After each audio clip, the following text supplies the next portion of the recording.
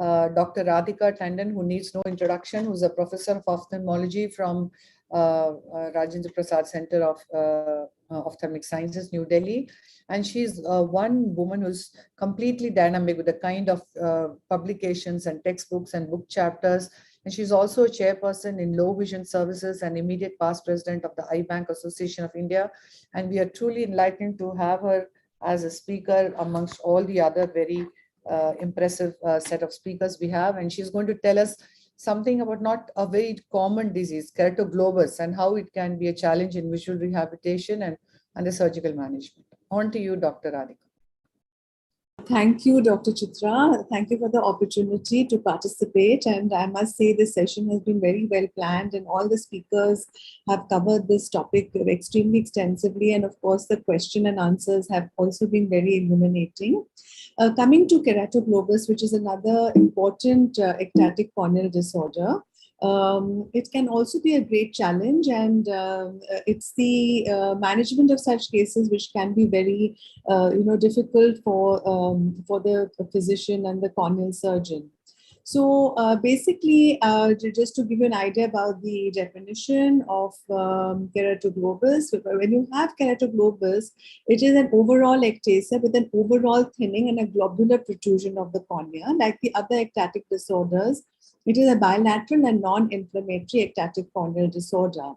Generally, it is non-progressive or minimally progressive. So if you have a history of a patient where the numbers has increased a lot over ages, then you may be prudent to say that is it really keratoglobus, or is it a very advanced pellucid marginal, or a combination of pellucid marginal and keratoconus? And there's a typical globular protrusion, but as I mentioned, often even very, very late stages of PMD or PMD associated with keratoconus, they can also have very sort of globular ectasia, and it can be difficult to differentiate. Having said that, it doesn't matter, because even that's so the management, again, the principles will be remaining the same, and it's not that you're going to do anything markedly different. But as this is a PG teaching session, I would like to specify that when you have to differentiate, to understand the difference in anatomy and the way the patient actually presents, it is a generalized thinning, which is a clear giveaway that it is more like keratoglobus than the other two. Associated clinical features are known in keratoglobus. You can have scleral thinning. They can be also very, compared to the others, more prone to corneal rupture. And they can have acute hydrops, but relatively less commonly compared to keratoconus and PMD, but it can happen. The reason I'm specifying scleral thinning is because in case any time this patient is going for cataract surgery, then that needs to be taken into account, and the next speaker is going to cover that. And prone to corneal rupture is extremely important, because when you detect a child or a person with keratoglobus, it's very important to make them aware, the family aware, and they have to make very active effort to protect the eye from trauma and avoid any contact spots, wear protective goggles, etc. So as I explained before, the main differential diagnosis is keratoconus and pellucid, and basically sometimes in very advanced stages, it can be difficult. And of course, if you have a newborn coming with this kind of an appearance, then you have to think of the possibility of congenital glaucoma and congenital megalocornea. In both these conditions, the corneal diameter is a little larger. In the case of keratoglobus, it's usually a normal or slightly larger corneal diameter. And of course, in congenital glaucoma, there will be increase in intraocular pressure and the other associated features of lacrimation, Harb's striae, photophobia, and so on.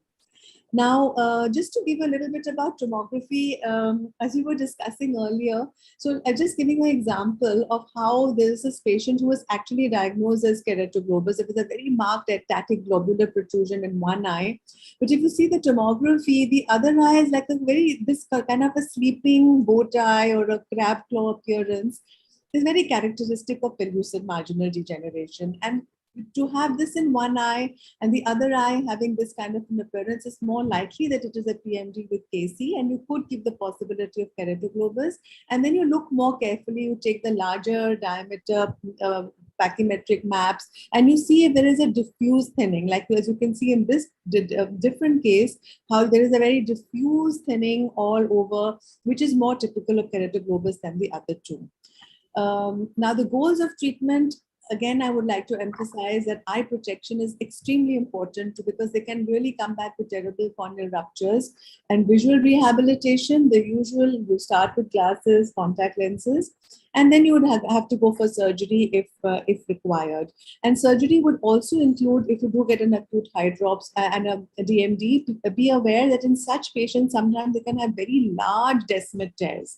Like there can be a complete ripping of the descimates as opposed to the relatively smaller tears that you may get with keratoconus. Now, coming to the surgery, once the same indications for surgery as all my previous speakers, and here is that paper Dr. Vajpayee very nicely invented or demonstrated or taught us this technique so many years ago, which is still relevant even today, a tuck-in lamellar keratoplasty. Basically, as I explained in that picture, that there is a limbus to limbus thinning. So the entire cornea has to be replaced and it has to be strengthened. So if you do a limbus to limbus penetrating keratoplasty as used to be the norm, there's a higher risk of post-PK glaucoma, higher risk of rejection, and so on. And since these patients' endothelium is actually healthy, so you could reinforce the cornea and also regularize that ectasia by doing a tuck-in lamellar keratoplasty. And the peripheral cornea, a small rim can be thinned and then it is put in place and then sutured in to sort of to flatten the cornea. But do be aware that by this, we do get a few descemet folds, and they can be sort of these concentric descemet folds, but they usually iron out with time. So when talking about the clarity of vision after these procedures, it's not only the remnant descemet membrane, but it is also that little distortion which is produced by flattening that cornea. And here, Dr. Grusin has suggested that if there's a very ectatic cornea, you just do a through and through perforation, a single perforation with an MVR blade, and then suture it to reduce the problem of those folds. So coming to this technique as an actual surgery here, this is the original video of Dr. Vajpayee, where this is the surgical demonstration of this is the patient of keratoglobus. Notice how there is a diffuse thinning all over with a large diameter trephine. You make a mark, and then you do a lamellar dissection using a crescent blade, making a pocket all around. This particular case, it's a little inside the limbus. The benefit of this tuck-in is also that to avoid damaging the limbal stem cells, you're able to spare them. And then you tuck in the donor. And again, as the donor, we're not replacing the endothelium. So you can use a donor with a lower endothelial count. A younger patient who would like to take a donor where there is no arcus, because as you can see, it's a very large diameter graft. If you're an older patient, maybe even that arcus doesn't matter too much, and then you can decompress. This is another thing that you can do to help to press down the ectatic cornea and then suture in. And instead of doing it at the limbus, Dr. Grusin has suggested you can do it right through it. And this is the more recent surgery, and I had a slight perforation. So therefore, I put in air and I was able to seal the perforation with fibrin glue and then continue with the lamellar dissection. And if the cornea is very thin, don't hesitate not to go very deep. You can leave a thin layer of stroma, because it doesn't matter if the patient gets 6/12 or 6/9 vision, because they have so many other problems. It's also the astigmatism and so on, which are a problem. This is another video of a recent case, which I'll show you. Now, this particular patient, again, was actually more like a PMD combined with keratoconus rather than a true keratoglobus. But as I said, the surgical principles remain the same. So make a large diameter hose trephination, and then you with the crescent blade, in fact, this was so thin, the cornea, that I really literally used the donor the trephine simply to make a mark, and then it was along with the crescent blade that I had to deepen the groove. If one has a diamond blade with a micrometer, that can also be used to help to deepen the groove, and then step by step you go deeper and then make the pocket. And then this is the donor tissue where as you can see, it had to be very large, literally going up to the limbus. And the periphery can be thinned down to make it easier for you to fit it in. and then it is sutured in place. And this particular patient, you can see there is a marked AIOS, but the recipient was also 55-year-old. And we were not that concerned about the prosthesis. The patient did well post-operatively. So the surgical pearls, if you have a perforation, unless it's like a very big rip or a very big tear, don't worry, put in an air bubble. You can often, that itself can tamponade it, give it a few seconds, and then you can use fibrin glue if it's available. Otherwise, you can, just start from another area, and by the time you come to this side, usually that air has given you enough tamponade for you to be able to excise, or you can, with the scissors, leave a little stump of cornea there and then leave the air bubble to tamponade it and put the donor cornea, rather than immediately switching to a penetrating keratoplasty. But yes, these cases are very challenging, and it is prudent to have a healthy optical grade donor tissue also available as a backup. I'd like to thank Dr. Amit Das, who helped edit that video for me. And in fact, the video was not running, and he quickly changed it to another format and sent it to me now. So thank you so much, everyone. That was a wonderful talk, Dr. Radhika. It was like actually like reading a storybook. It was that interesting for me to watch today. But till when would you observe these cases? Would it be like it's a one-eyed patient where the other eye has been lost to a very trivial trauma? Those kind of patients you would select to do a surgery? Or it's a very difficult question, because the surgery is not simple. The surgery is not a wonderful solution to everything. You could go by the extent of thinning, because not all of them have such a thin cornea.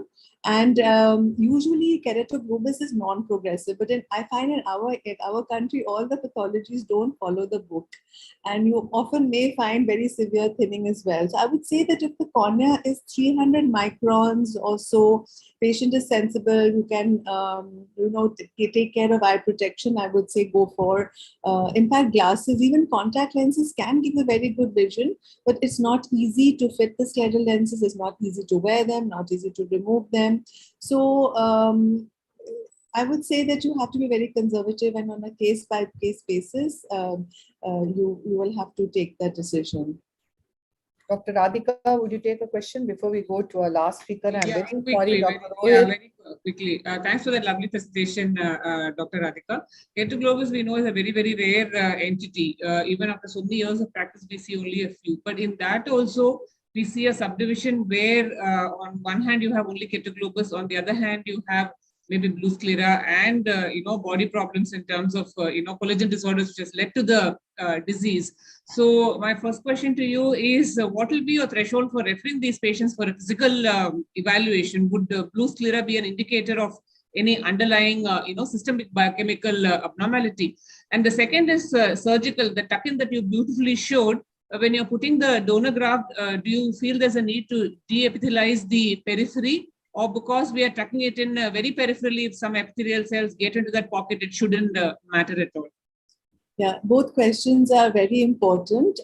See, it's a clinical assessment. If you see associated blue sclera, then definitely one should go, because there could be associated other collagen vascular disease, osteogenesis imperfecta, and particularly if you see a child, a very young child, a newborn, and you find this blue sclera, that's the time that one should, because then associated investigations will give them the family the extra precaution that they have to take about avoiding falls, etc.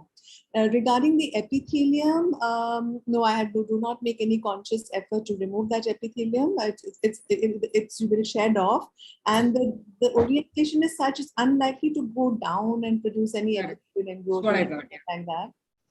Yes. I can just give a comment on that. Yes, I think, about the epithelium part, I think even our reviewer asked us when we sent this paper that you might have epithelial ingrowth. So what we started doing was, we started doing it from the other side. I mean, we started doing it from the anterior side. We started removing the epithelial part rather than the endothelial ledge that was initially described for removing it.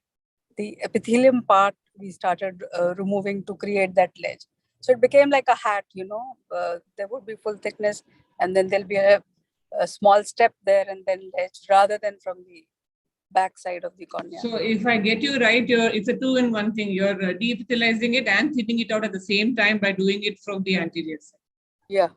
Yeah, I understand. That's right. Thank you very much, Dr. Radhika.